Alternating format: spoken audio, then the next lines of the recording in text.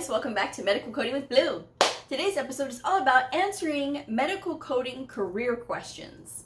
If you're brand new to my channel, welcome. I am Blue, I'm a medical coder. Okay guys, so I got a few really good questions that I figured I'd go ahead and throw on today's episode and just kind of talk about this today. Tomorrow I'm going to be doing my live at 7:30. It's my once a month live. I'm not going to make you guys wait 5 weeks. So I will be live tomorrow night, Friday the 23rd, at 7:30 p.m. Central Standard Time. So if you are around, I hope you'll check it out. So I'm going to go ahead and read these questions and I'm going to answer. So here we go.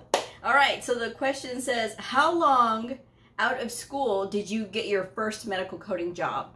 So I know I talk about this quite a bit in my channel, but I also know that I have a lot of new subscribers to the channel. So if you don't know, I actually took 2 months to find my first job. I was applying as soon as I got my certification, and I wasn't having any luck because it was all you need experience, and I didn't know at the time because I didn't have anybody to mentor me as far as like knowing people in the field. This was brand new to me. Medical coding was completely new, and I had no idea about anything in the field. And so I was just kind of like just applying wherever I could. And so when that wasn't working and I was still working my other jobs, I was working at a halfway house, I was working as a bartender, I was cleaning houses, I was doing all of those things, trying to get my foot in somewhere and keep myself afloat. And so I just wasn't having any luck. So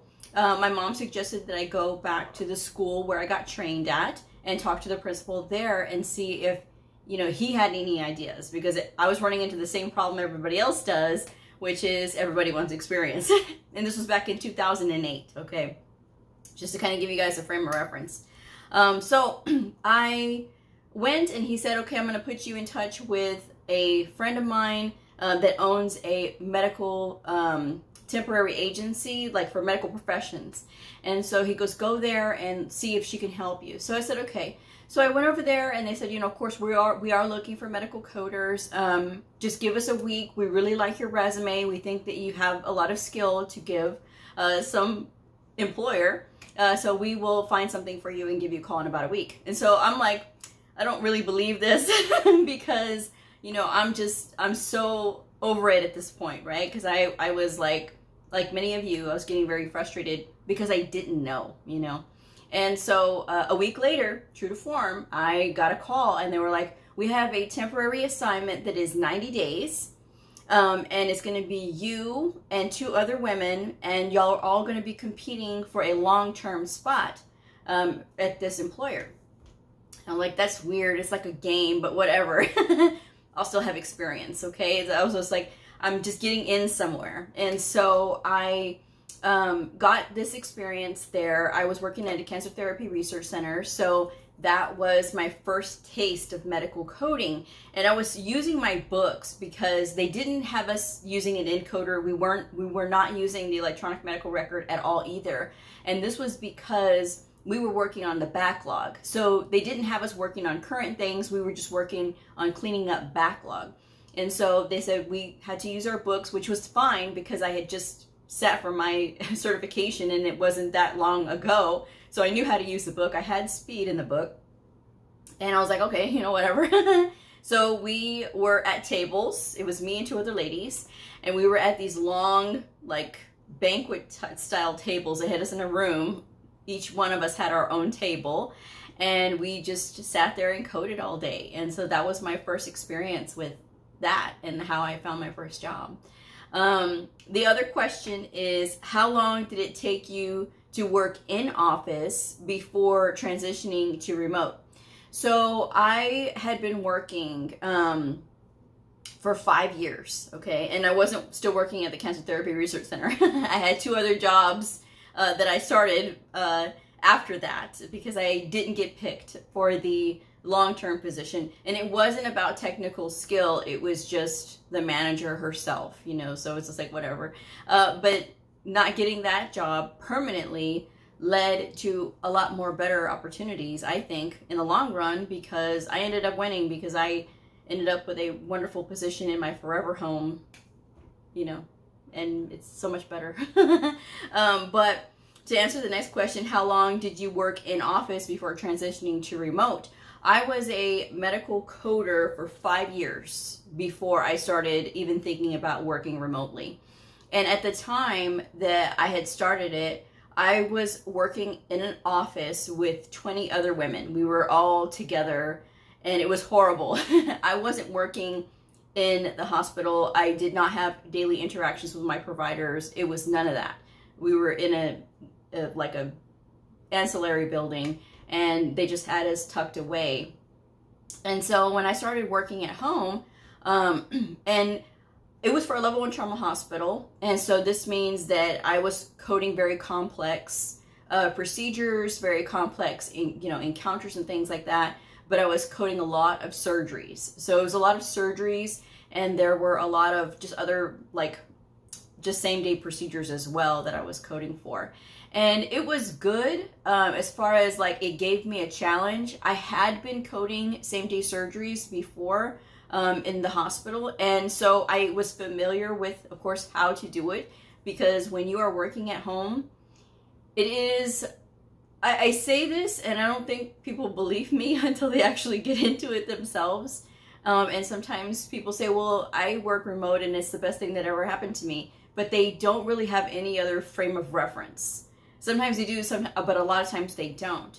As far as like this is their first job in medical coding and they start at home right away. So they don't have the experience of that interaction with providers and building the relationships and things that I say is extremely important. It is so important to being a high caliber, well-rounded medical coder is if you're able to communicate. You know, communicating with providers is hugely important, but working remotely, I was already 5 years in to my career, and I was comfortable in my own skin as far as like knowing what to do if I had questions. I knew how to do my research. I was not like working with a lot of people. This company was really awesome in the beginning. In the beginning, until somebody else took over, and then everything just went downhill from there.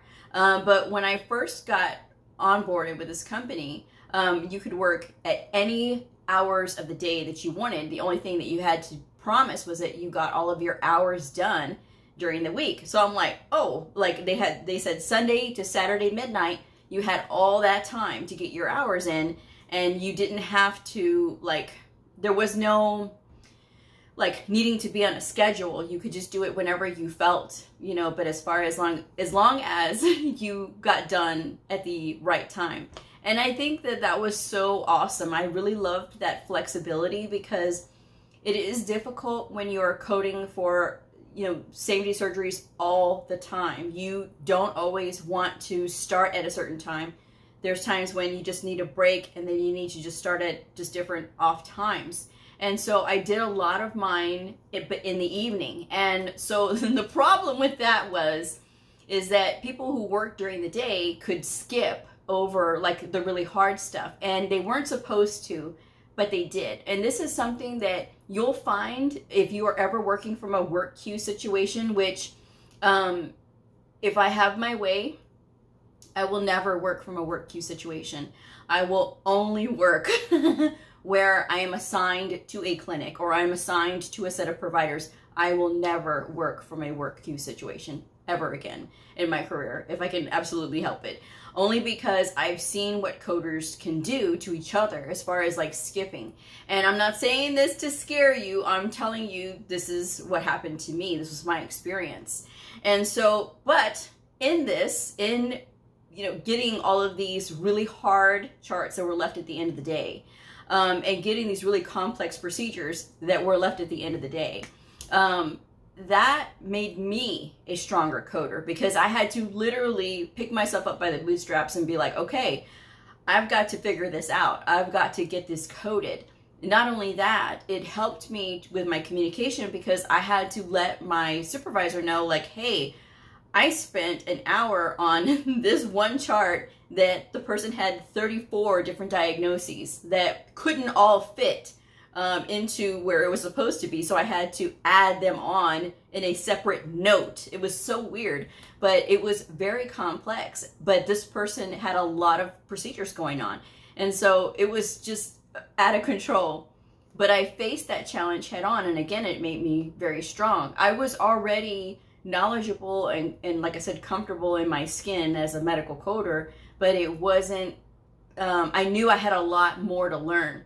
This place that I worked for really, really took my learning to the next level. And when it did, it made me stronger. Because I said that when I talked with my boss, I'm like, if the Marine Corps could be any place, right, in medical coding, it would be this place. And she kind of laughed because she agreed, because the productivity was very high.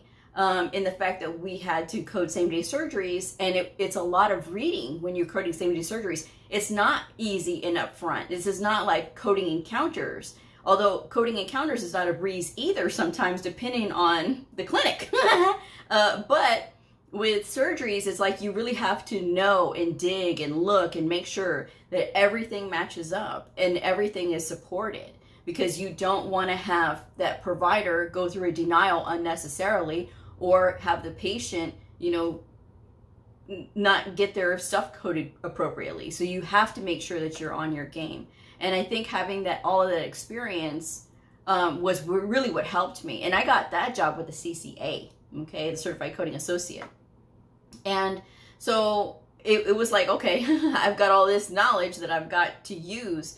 And it really did make me stronger. I mean, literally, I credit them, because you have to be disciplined when you're working by yourself on your own, and you have to figure this stuff out. And I would have like other people message me that worked for the company, and they would be on at night as well, because everybody worked in different time zones. And because again, we're working remotely. So for this company, again, it was really laid back, and I really loved working with them in the beginning, because you know, like I said, people would reach out to me and ask me questions, and I would help them. And it was just the things that I had learned along the way that I was able to pass along. And that started my love of teaching other people, like not just providers, but other medical coders. And so working for this company also, now I'm having nostalgia coming back of like all the things. But what was really good was they recognized people and their work. I mean, not us individually as like individuals, like you get, you know, employee of the month or anything like that. It wasn't that. It's just like, I was always getting like little gifts in the mail. Like I would get swag from the company. They would send like whole messenger bags of like just stuff. And it was just like with the company logo on it, and just saying thank you for all of your hard work. And I would get bonuses, and, you know, it was just really awesome. It was nice to be appreciated, you know, and that company was really good for showing appreciation. And I would get like cookies delivered from like this cookie bouquet place for like, what is it? Administrative professionals. And I was like, wow, I've never gotten anything for administrative professionals before. And we would get, oh gosh, we would get like gift cards to like Walmart and things like that. I mean, it's just so random, but we were always appreciated.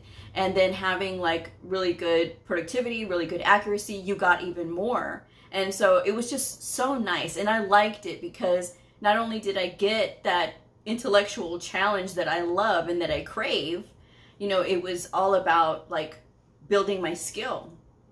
And, you know, the only thing that was, was that I didn't have that connection with my providers. I was just sort of like that blank voice at the back that is, I call it a blank voice. It's not a blank voice, but that's what I call it, right? I'm just the person in the shadows doing the coding. That was what we did. And so if we had any issues with any of the documentation, we had to send it on to our supervisor, and they had to take care of it, because we did not take care of it. And that was really weird for me. But we did queries though, but we didn't do like documentation improvement or any of that stuff. So that was hard. But I liked it. And again, because I was already coming in with skill, I think that that was what helped me, because a lot of people did not stay. So what I noticed was there was a lot of people that would be onboarding, and then like in the middle of their onboarding process, they would just stop. And then we would hear, hey, we're hiring. This business is tough, let alone you're coding surgeries all day long. And so I would get, like, my boss would be like, hey, do you have any coder friends? Because we need help over here, and we're drowning. We're losing people because they're just not making it past the onboarding process. And for us, that onboarding process was a little tough too, because they gave you 50 records, you had to code them out, and it was called pre-bill. And pre-bill is when they kind of audit you 100%, and you have to hit 100% correct on those 50, and then they basically turn you loose. Well, I had made mine. I had made the 50. I was good, and I was in. But there was people who were not making it that fast, and I was just like, what is going on? And that's when I started to realize that people were learning differently as far as like the programs, because in my mind, up until that point, I thought that all medical coding programs were the same as far as like length time and stuff like that. No. Oh no. So, but that's what I learned at that time. But it was a good experience for the time that it was. When I worked at home again, and this was back in the pandemic, back in 2020, you know, when the whole thing happened and we got sent home from the hospital, it was my attitude was different, because I knew what it was like to work with providers, see them every day, have them see me every day, and then be a force with them all the time. And I saw how it broke us all down as far as like, okay, I'm not there, but they're there. And they actually were not allowed to like go home and, you know, do the remote work like everybody else, because they're providers. So they had to be in the hospital. And then they started to bring back like the people who did like the check-ins and things like that throughout the hospital. So there wasn't a lot of downtime for those folks, but because we were considered ancillary staff that is non-essential, like meaning that you have to be there physically, that's why they wanted us to stay at home. Well, I was getting calls and messages and like, Blue, when are you coming back? Because we need you here at the facility. And I'm like, you know, and I started having issues with my internet. I was like, okay, I gotta go back, because I mean, I'm having issues with my internet. I can't, you know, it was really bogging me down. And I don't know if it's because like everybody was on the internet or what, but I just could not. The connection was just so bad. And so I told my boss, I was like, I gotta go back, you know, and she's like, okay, just be careful, you know. And I have my own office, so it wasn't like I was in a place with like a lot of people. And so that it worked out well, you know. But again, if I had to do it over again, as far as like work remotely, I would not. But that's my own personal thing. And it's not just because I have to be around my providers. I like to be around them. It's just the fact that if I have an issue, it's so much easier just to go to them rather than be like, okay, I got to sit here and fuss on this email. Not fuss, but just like I've got to talk it through. And sometimes what you write doesn't always translate to them, because they're looking at the stuff so quickly. They're like, get to the point, what is it? But you can't always do that when you are trying to help them to understand something. So that was my only thing. And again, I wouldn't do it again. As far as like work remotely, I wouldn't. That's just not for me. It can be for other people, but it's not for me. And then the other question is, how long did it take for you to get good at your first discipline/job? So when I worked at the Cancer Therapy Research Center, I was there for 90 days, but I was literally like up and running as far as like, okay, I knew what diagnosis to look at, what procedures to look at, what E&M level to look at. I knew that in 30 days, because it's just a matter of getting your feet wet and like really getting in there and like looking at it, and then it becomes a routine, and then just getting like, okay, I know what I'm doing here. After there, I went and worked at another hospital for 8 months. I got another assignment from the temporary agency that made me move. I had to move out of my hometown, and I had to move 8 hours away. That was not cool, but I had to do what I had to do. And, you know, people, when I tell my story, you know, at the job place, they were like, wow, Blue, you went to a new town, you didn't know anybody, and you just planted your roots and you just went and got this job.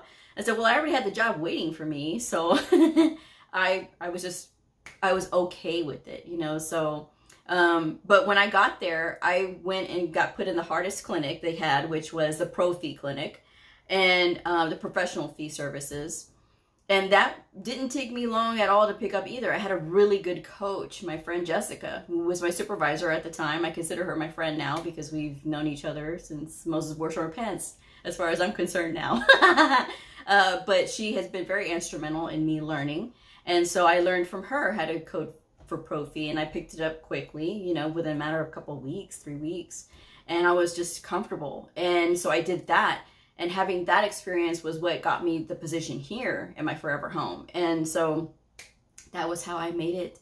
And starting there, and then from there, when I got here, working in that clinic for a while, then I got bounced around to other clinics. And so other clinics that needed help. And that was how I broadened my scope of learning. So, you know, but yeah, it just takes time, you know, but once you start to learn it, your downtime for learning gets shorter and shorter. Like I said, it was 30 days with my first job, and then it was just like weeks with, you know, every other assignment that I got, you know, after that.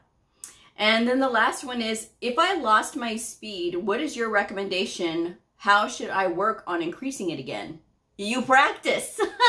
You practice with the workbooks that I recommend that are in the description box below. Work on those. Look up the codes in the book. Don't use tabs, don't use writing, don't use highlighting. Just look it up in the book. Become one with your book and be comfortable with it. That's all I got. And that's how you get fast with the book again, because that's what I had to do. And that's how I got my speed back, because I had lost my speed for a long time. But I got it back by good old-fashioned practice. You can't get fast again if you don't practice. So I'm going to wrap this one up. If you studied today, leave a blue heart. I really appreciate it. I love all the blue hearts I've been getting. I'm going to wrap this one up. Thank you guys so much for joining me. Please like, subscribe, and share, and I'll see y'all tomorrow. Bye.